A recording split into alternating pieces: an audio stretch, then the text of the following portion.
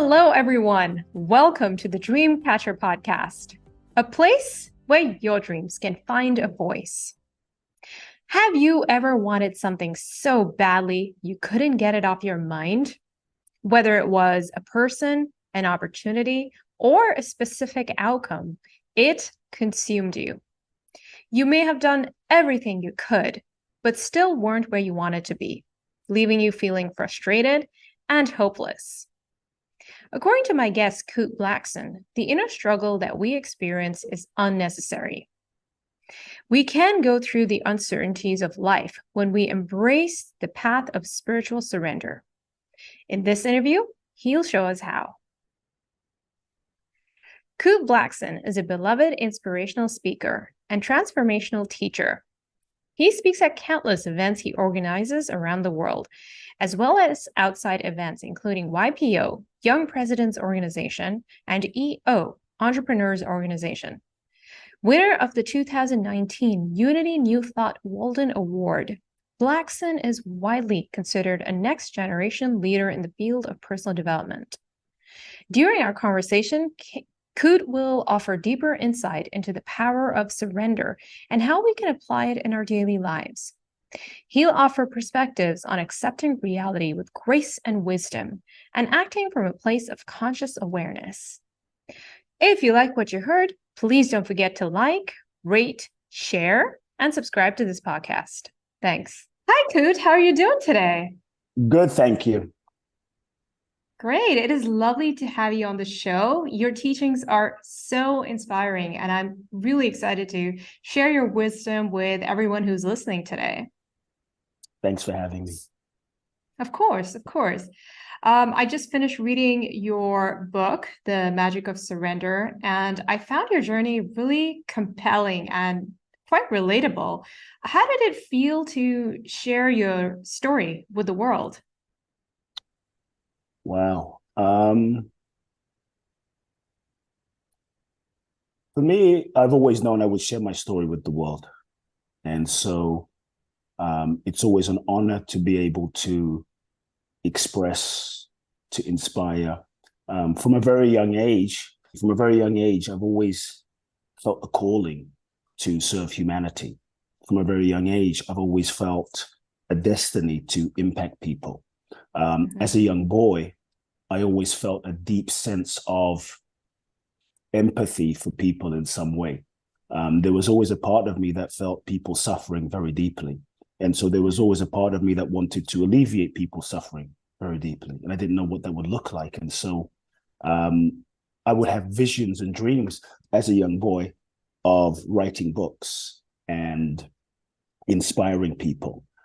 My upbringing was a bit unusual, but growing up, it felt very normal. My father's a healer. My father's a minister, had 300 churches. So I grew up in an environment where it was all about service, you know, and I would sneak into my father's bookshelf, into my father's offices, and I would read the books on his bookshelf. And these were books on spirituality and self-help and meditation and personal growth. And so there was always a vision to write books and share my story. Okay, so it only felt natural to do it. Absolutely, yeah. Right. And, we have a couple of things in common. First of all, you are a third culture kid or a global citizen like I am. And you were born in Ghana, West Africa. You've lived in 4 continents and you are mixed race. So I'm just curious to know, Kute, how has your background and your heritage influenced you as a person and your spiritual beliefs? My father's from Ghana. My mother's Japanese. I grew up in London. I live in the US. I spent part of my time in Mexico. So I really feel like I'm a citizen of the world. I feel like I'm from everywhere and nowhere. As a kid, people would ask me where I'm from, and I never felt like I never felt like I was from any particular place. And so on one level, it was beautiful in that I never felt like I identified with any particular race, any particular ethnicity in a certain sense. Yeah, on one level, I was partly African, from Ghana, partly Japanese, partly British. But I felt like I didn't feel Japanese. I didn't feel like I was from Ghana. I didn't feel British. So the blessing was I felt like I was everything and I felt like I was nothing. And so on one level, I didn't feel like I really belonged to any particular country. And on some level, that was challenging because there was always a part of me that wanted the feeling of belonging. Like, where am I from? Who do I belong to? What are my roots? But on another level, it was very liberating and freeing because I didn't feel like I was limited to a particular culture. I was limited to a particular tradition. And so the blessing was I felt the ability to connect with everybody. I felt the ability to connect with Black, to connect with white, because at the deepest level, I think how it impacted me was this deep sense, this intuitive sense of knowing and sensing and feeling that really what I am is a soul more than a body. My mother was totally different color from me. Yet growing up, I didn't see her as other. I didn't see her as different. I didn't see color in any way. And so for me, the focus has always been that I'm a soul. And the sense that the soul has no color or religion or passport or ethnicity, and there's always been a sense of freedom in that, and the ability to connect with different cultures and different people has been a real blessing. And so now going to, let's say, Bali or Thailand and feeling like I'm from there, going to being in the US, feeling like I'm from here, going to UK, feeling so I think it has expanded.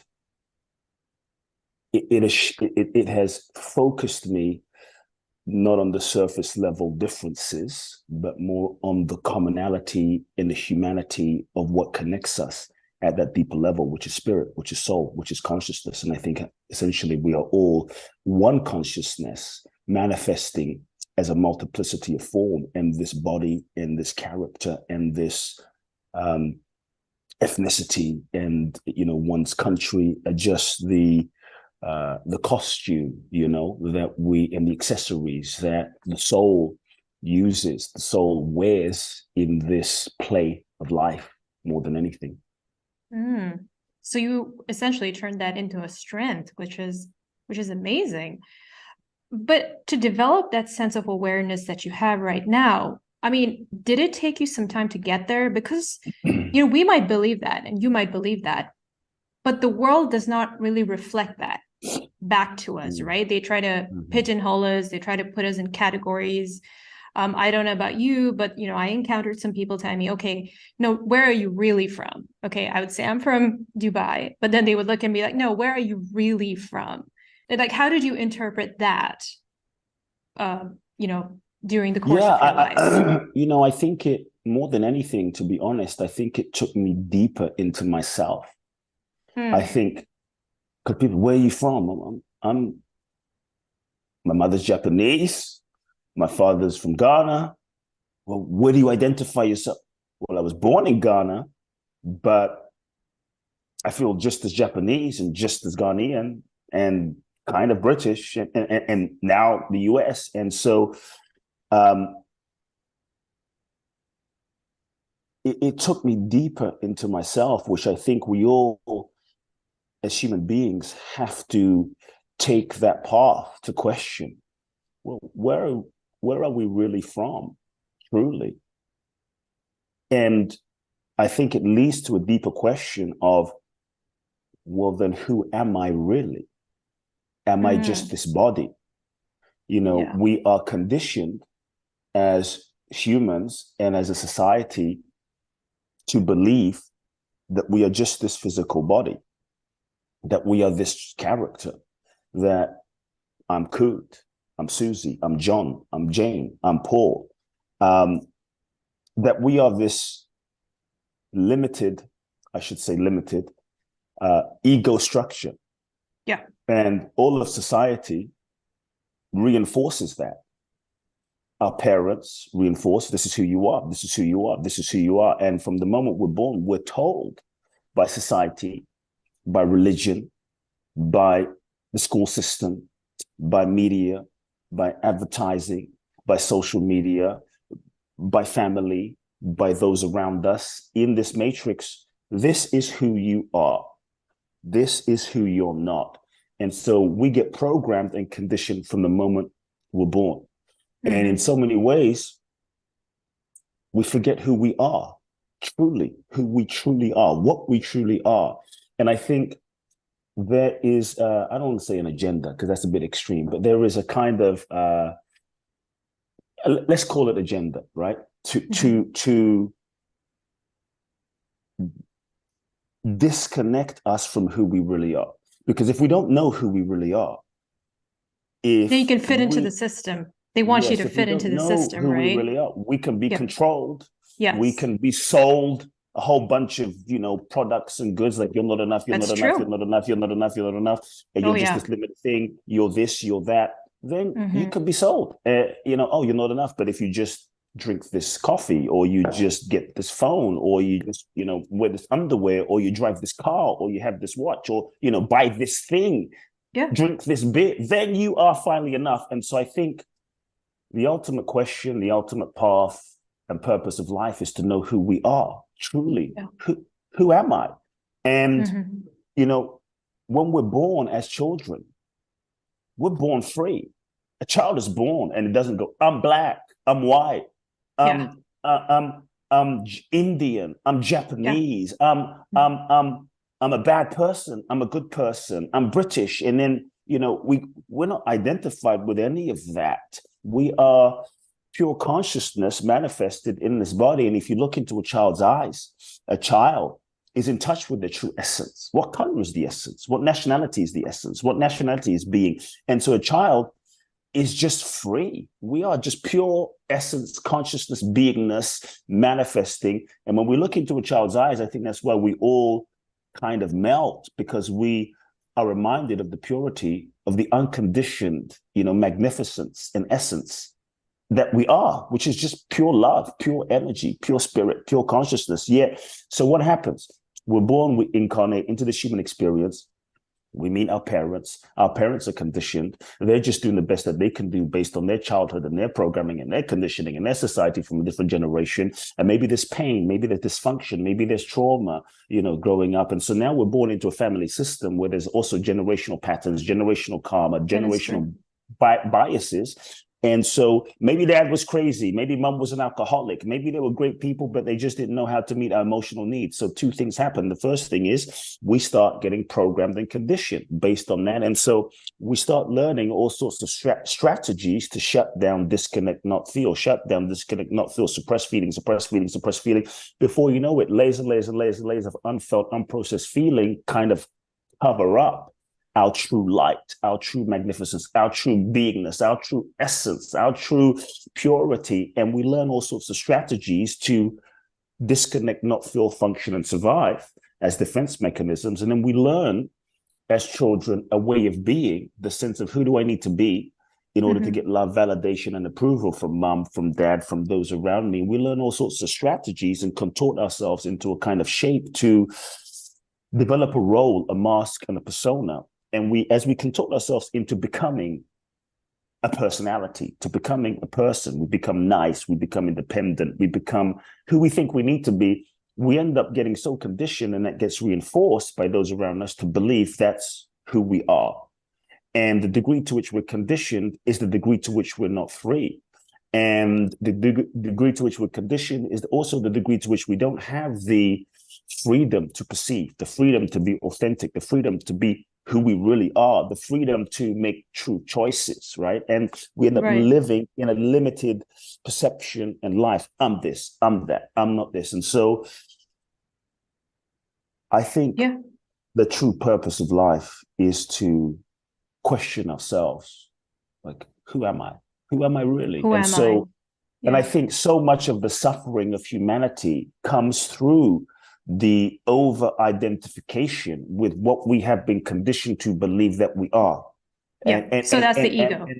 right? That is the ego, and that Yeah. identification creates so much separation. I'm this and I'm that, and Yeah. you're different from me, so I don't like you, and so now we're gonna fight based on our separation, because I have to protect myself, I have to protect my people, because you're not my people, but these are Yeah. my people, so I've got to, and I'm other than you, and the truth is, at the deepest level, we are one. We are one consciousness, and what's breathing me is what's breathing you, which is breathing all of existence, and Yeah. we're one. And so for me, that's always been a theme, Yeah. of my life, of that quest for the question, like, who am I Yeah. really? It's like if you Yeah. have a water bottle, right? Yeah. Imagine, if those listening, you have a water bottle, and we have gotten so conditioned to believe that we are the container. I'm holding a cup, like I'm this pink cup, and society tells us we're this pink cup. But the truth is, if you smash this water bottle or this cup, and and what would remain? There would just be space. There'll There just be would just space, be this correct? Yeah. unconditioned, pure spaciousness. Mm-hmm. To Mm-hmm. me, Yeah. that's what we really are, And so Yeah. I have uh, I Yeah, have you actually loved. speak about a really defining experience where you realized all of this and where you actually shifted your relationship to your ego. I mean, I just want to bring this up because I like the story about you Mm, meeting with a guru in India. Um, you said that his teachings was quite pivotal in helping you change your relationship with your ego. So, can you please mm. tell us a bit about that encounter, Kute, and what you learned from him? Oh, wow! You're reminding me of my own book. I spent some time with, I think you're talking about a guy called Gangoli, and an Right, the enlightened one in master. Kerala. Yeah, an enlightened master.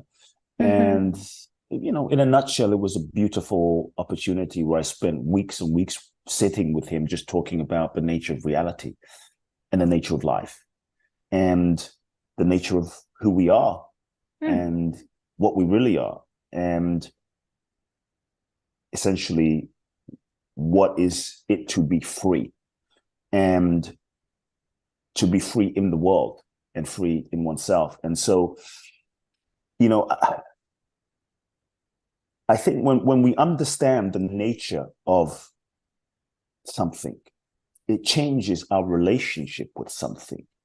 And part of the suffering as human beings comes because of our conditioned over identification with ourselves. And that is ego. Ego is what we have mistakenly been conditioned to believe ourselves to be.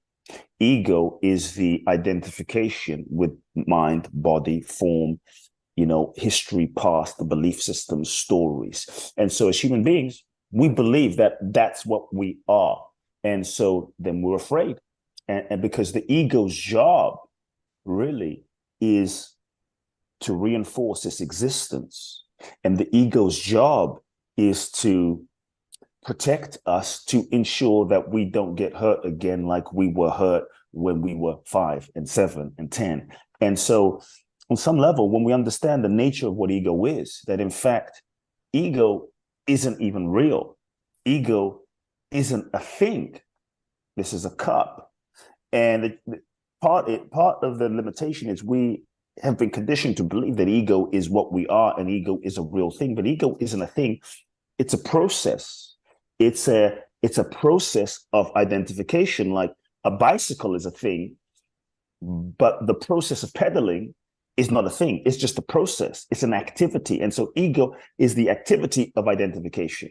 And so the Hmm. degree to which we believe ourselves to be this ego structure is the degree to which we end up limited and afraid and often suffer. And so when we start seeing that what we have believed ourselves to be isn't necessarily a reality in a certain sense, there is a opening that happens. Yet for our perceived sense of self, the ego, it can be scary to question. who am I? Which is why we typically don't.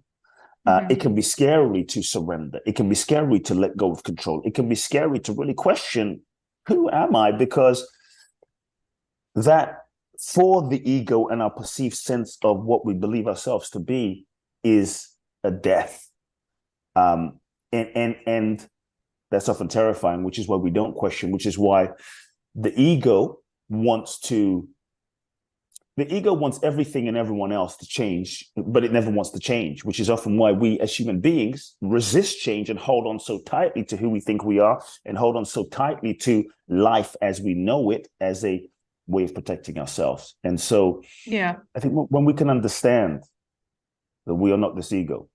Yeah. And if we do that for too long, we inevitably attract experiences that will break down that ego and make us question it. I mean, it's just eventually going to happen, right? I think there's no way to be in this human experience and not go through difficulty and challenge and breakdowns and but it's like heartbreak. that one experience that did completely, you experience like a paradigm shift, and you're like, it could be losing a job or a breakup that really hurts you. You know, it just completely turns your world I upside think down, all of those, the degree to which, I would say this, the degree to which we are attached, identified, addicted, holding on to our sense of ego identity, is the degree to which we will suffer. And so those experiences, and then is the degree to which those experiences will be painful. Now, if you're just not identified with yourself as, I'm a CEO, I'm this, I'm beautiful, I'm bad, I'm not enough, then maybe those experiences won't have as impactful, devastating, impact, because we're not identified. But typically, as human beings, we are, which is why those experiences tend to be devastating and painful, and as a result, transformative if we're willing to go through them, and opening if we're willing to go through them, and freeing if we're willing to allow that process. Yeah, and you say that one of the solution to that is the act of surrendering. But before we get into the nitty-gritty of surrendering, could you first tell us, a lot of people will hear the word surrendering and those are not familiar with what it means in a spiritual context. So, and they could mix it up with giving up. So can you tell us how it is different from giving up?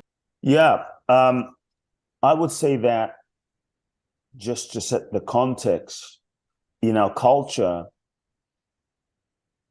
we have this misconception that surrender is weak, that surrender is passive, that surrender is giving up, that surrender means waving the white flag, that if you surrender, you're going to be a doormat, you're going to be left behind, you're going to be a victim, that if you surrender, you're not going to manifest your goals, dreams, or desires. In fact, you're going to get less. And I'm actually saying, no, if you understand the real essence of surrender, like, what if you didn't get less, but you got more? Like more than you could have planned and visualized and intended and willpowered yourself to manifest and create. Maybe not what you expected, but what if you got more? What if it was better? What if it was beyond what you could have imagined from the limited perspective of your ego's capacity? Because the ego is conditioned. The ego doesn't see the infinite possibilities. And so, just to sort of define, surrender is to let go of control, or I should say, the illusion of control, because in so many ways we think we're in control, but we're really not. And so surrender and control is like a master addiction. And so surrender is to let go of this illusion of control.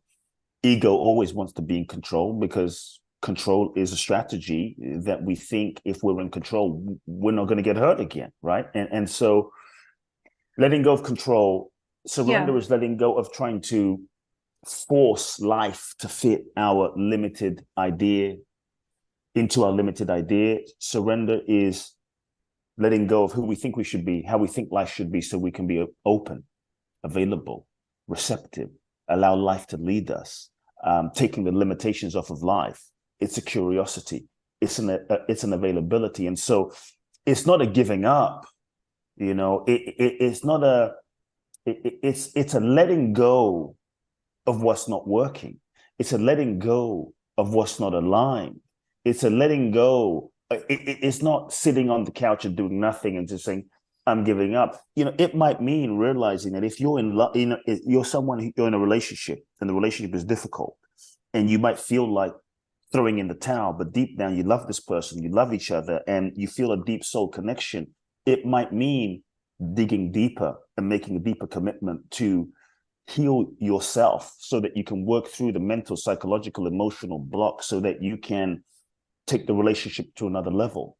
It might mean, it doesn't mean sitting on the couch and eating potato chips and just throwing your arms up. It might mean if you feel something calling you, a calling in your heart that you've been resisting, that you've been afraid of, to stand for a cause. It might mean that you get off of your ass and go outside and protest, or, speak the message that you've been guided to speak, even though it's challenging.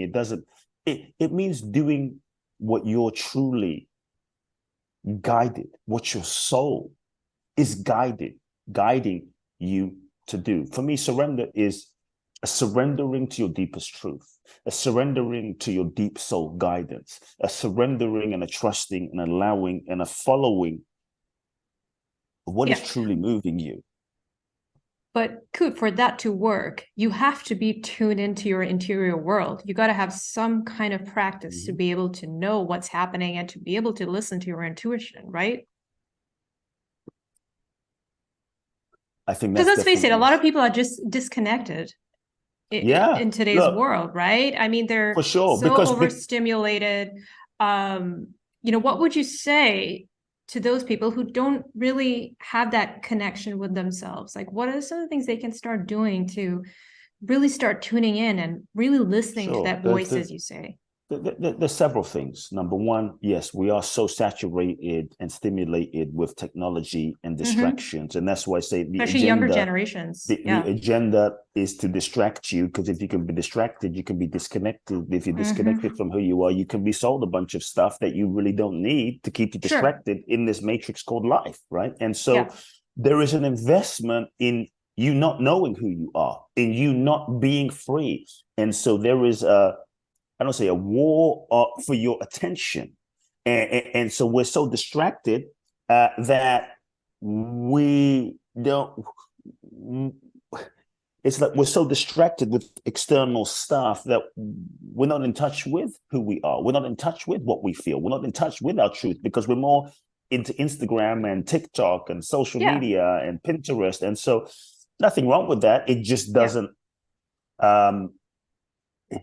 there's just consequences, and part of the consequences is we're not in touch with our truth, and we're not able to surrender to what we really feel. We're not able to tune into the guidance. And so on a technical level, I would just say, begin to take control of your attention and unplug yourself from so much externalized addiction to stuff out here, stimulus out here, TV stuff, entertainment stuff, so that you can go inside more, listen more, sit in stillness more, create the spaces and times in your life to just sit in stillness. The challenge is this: as human beings, many times, because we've been conditioned, we actually don't want to sit in stillness and listen, because we're afraid that if we sit in stillness and actually listen, we might actually get in touch with the truth. And so part of our constant busyness is going here, what are you doing? Sometimes we're so busy we don't even know what we're doing. Part of that constant busyness is, again, the ego strategy to reinforce its existence, and the ego strategy to protect us from feeling the pain that we felt back then. And so we distract ourselves with busyness so that we don't have to feel the truth, because if we don't feel the truth, then we don't have to do anything about it. So I think one of the things as human beings that keeps us stuck the most are all the ways that we lie to ourselves. In so many ways, because of some of the things I shared about childhood and conditioning, consciously or unconsciously, we lie to ourselves. We're constantly lying to ourselves to preserve our own sense of identity. It's a self-preservation mechanism. We stay in relationships that we know deep down, this relationship is not aligned. I'm no longer in love. It's not right. But status, society, safety, comfort, familiarity. What will my family say? We've invested so much. We stay in a relationship that we know is not aligned. We work jobs that we know are completely not aligned with our purpose and why we're here, for safety, security, comfort. And so I think to begin truly shifting, we have to be willing to start telling ourselves the truth. The truth. To me, the truth will set us free. So I would invite people to sit and ask themselves a few questions. Number one, what lies am I telling myself? Just start. What lies am I telling myself? And just be willing to start getting really real and raw and honest with yourself, because there is no freedom, there is no happiness, joy, fulfillment without truth. To me, you have to want the truth more than you want what you have, and you have to want the truth more than what you think you want. And so truth for me is real spiritual practice. Truth for me is real yoga. Truth for me is real therapy. So if we could just start by telling ourselves the truth about what do I really feel? What's really going on? What do I really want? Now, sometimes we don't tell ourselves the truth because we're afraid of the consequences. And so I would just invite people, take the pressure off of yourself of having to even take any action, because sometimes the fear of, oh shit, what will happen if I start telling the truth, creates, again, an ego self-preservation mechanism where we start playing this game of like, I don't know, I'm not sure, I'm confused, when deep down we really know what's going on. We know, there's a part of us that knows. Oh yeah. I've been there. True. There's a part of us that knows what's true, because at the deepest level, if people could just ask themselves, what lies am I telling myself? And then just take the pressure off and just acknowledge the truth. I'm not in love anymore. It's scary, because what does that mean? You don't have to break up. You don't have to divorce, but just feel and sit in the truth. I hate my job. You don't have to leave, but just sit, because just sitting in the truth starts a process, and it starts marinating. It gets internal resources working. And then be willing, this is the other thing, be willing to feel and sit with the pain, to actually feel and sit with the pain of the lies that we have been telling ourselves. One of the things that allows us to keep living the lie, often consciously or unconsciously, because we keep distracting ourselves. As human beings, we feel pain. And rather than just sitting with it and acknowledging it, to me, pain is a blessing. Pain is a gift. Pain is feedback. Pain is a mirror. Pain is our friend. The issue is not the pain. The issue is we just ignore the pain. We drink it away, sex it away, drug it away, porn it away, smoke it away, social media away, work it away, just so that we don't deal with the pain. So we stay stuck in the cycle, unconsciously numbing ourselves. But if we are lying to ourselves, pain is a natural response. Pain is a signal that we are actually not in alignment. So to me, pain is a signal that we're healthy, because if we're lying to ourselves and we feel amazing, something's wrong. The challenge is we often don't listen. Or you're a to the sociopath. message. Yeah, you're crazy. So we often don't listen to the message of this pain. So I think if we can just not distract ourselves, be with the pain, and ask ourselves, what is this pain telling me? What is this pain showing me? What is the message of this pain? And use that to begin course correcting. We can begin to bring ourselves back in alignment, back on the path. Mm-hmm. And does it help to have a support system, like having a coach or a therapist, or just some supportive friends and family members? Because, this... For sure. I mean, of course, initially you got to process the feelings on your own and really sit with the pain, as you said, but to actually, climb out of that and to find the strength to move through it. I mean, that's what helped me, in my life, having that support system. Yeah, I think for sure having a community, having a coach, therapist, guide, teacher, because many times the eyeball can't see itself. And so often we will BS ourselves and rationalize why we're doing what we're doing, and convince ourselves that what we're doing, which is not really aligned, has a reason and a benefit. And then we'll actually believe ourselves. And it's just ego self-preservation strategy. So often a guide who is either not invested or more elevated than us can keep us real.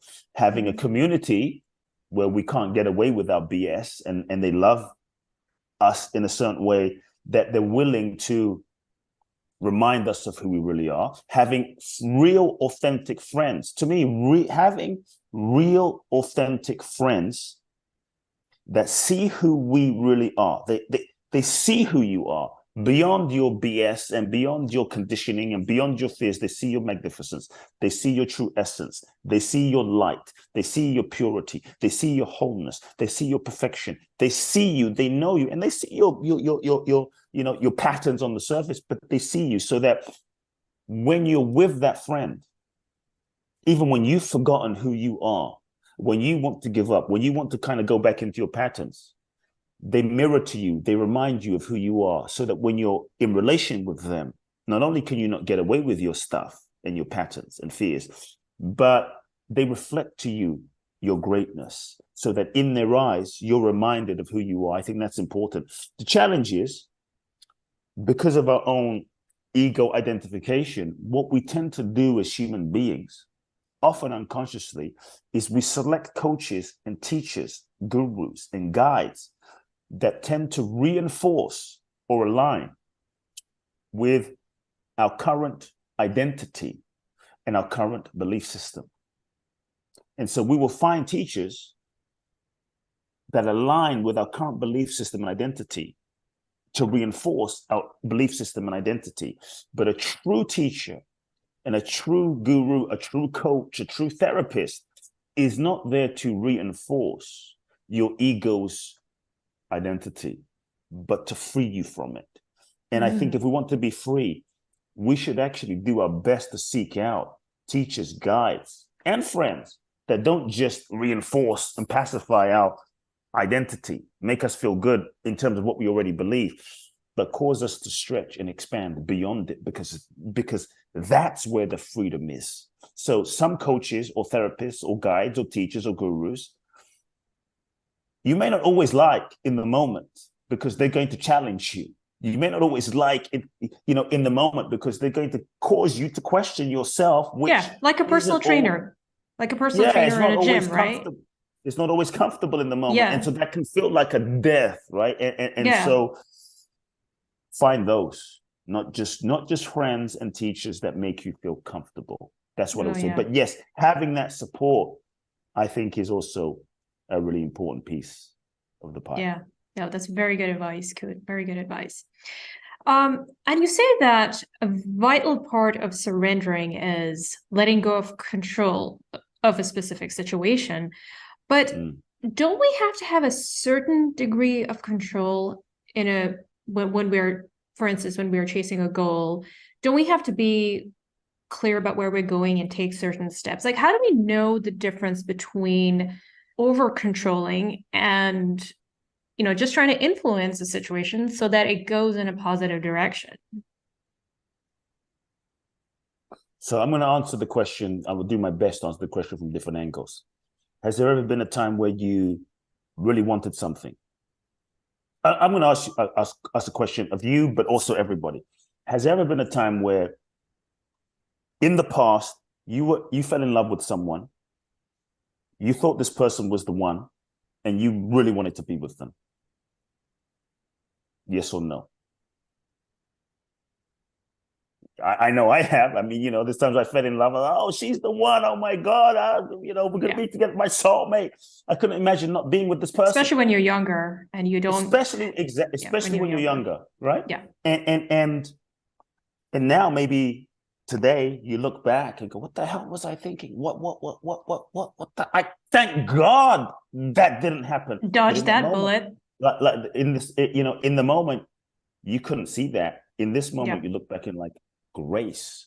And you did everything you could in that moment to influence it. You were clear that you wanted this person. You were clear that you wanted to be with this person. And you did everything you could. But it doesn't mean it was aligned.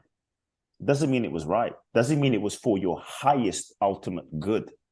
Are you with me? So for me, what I would say, I will answer it from different questions. The old ego-based model of living and creating is a limited paradigm. The question that we're taught to ask in this model is, you got to get clear what you want, got to know what you want, got to have goals. Nothing wrong with goals. Got to write those goals down and make those goals happen and make a plan and influence and go do it. It's great. I'm not saying that pathway, that methodology doesn't work, doesn't have a place, doesn't have a time, isn't important in a certain sense, but the over attachment to that way of operating can be very limiting, and to a degree leads to it can lead to a limited life. And in so many ways, we end up limiting our lives with our goals, because often when we ask, like, there might be moments where you set a goal, you achieve the goal, or you got what you thought you wanted, only to realize that what you thought you wanted was not what you really wanted. It's just what you thought you wanted based on who you thought you were. And if we're not in touch with who we truly are, then what we think we want is not going to be what we really, really want. It's just going to be what we think we want. And so many times, if we're not truly clear and conscious, depending on the level of our consciousness and evolution in a given moment, our goals can sometimes be a projection of unmet needs from childhood. Dad wasn't around, I wasn't loved, I wasn't valued, didn't feel amazing, didn't feel this. So if I can just be famous, win an Oscar, be on TV, get that Lamborghini, then I'm going to finally be enough. And so when our goals arise from ego, they're limiting and will never truly fulfill us. So for me, my invitation is that we ask a different question. I'm not saying don't go for these things. I'm not saying there's anything wrong with having any of that. But what I'm saying is, I think it's important that we start from a deeper foundation, which is knowing Sure, who so we have the are, right intention, the right... actually asking ourselves a different question. And for me, the question, and I think as a humanity, the last couple of years have been initiating us and shifting us from an ego-based model and way of living and setting goals and functioning in life to a much more soul-aligned way of living in alignment with nature, the universe, our soul. So for me, the question I invite people to ask is not just, what do I want? But actually first asking, well, what is it that life, what is it that the universe, what is it that the divine, what is it that this innate intelligence, what is the deepest impulse of what life is seeking to express through me? What is life? What is the universe? What is life seeking to manifest through me, create through me, speak through me, business through me, and open to that deeper inspiration of what's authentic. And when we then create the space to be still, to listen to the deeper inspiration, which is arising from a deeper level than the conditioned mind, because whatever we create from the level of the mind is limited. So when we're catching a deeper vision from our soul, then when we feel the authenticity of this is what I really want, or this is what really wants me, then you can, once you get the clarity of what that is, then you can align your thinking and your strategy and your goal setting and your visioning and your planning in alignment with what's true, with what's authentic versus just what you think you want. As an example, the Magic of Surrender book was not the book I wanted to write. The Magic of Surrender book was not the book I planned to write. In fact, I sat down with a very clever piece of paper and a very clever plan, strategizing all sorts of ideas of books I thought would be New York Times bestsellers, books I thought would, get me on the Oprah Book Club, books I thought my audience would want, books I thought my publishers would want. And I had an entire whiteboard full of amazing ideas, but none of those felt authentic. None of those. And how did you know that? What did you feel inside? Because I didn't feel it was true.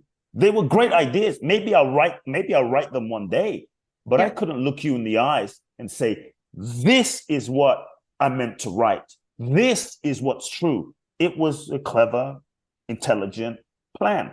None of those felt like yes. On paper, they look good, but none of those truly lit my soul on fire. I could lie to myself, but it's the feeling, the true. It's like if you're in a relationship with someone, you're like, well, this person is good and they match everything in the criteria, but I don't feel. But something's missing, right? I get it. I don't feel the soul connection. You don't feel the Yep. I could be with them because they're nice, but I don't feel Yeah, they're like great on paper, but great on paper. They match my criteria, but the yeah, spiritual whatever isn't there. And so yeah. the only word that stood out for me on this whiteboard was the word surrender.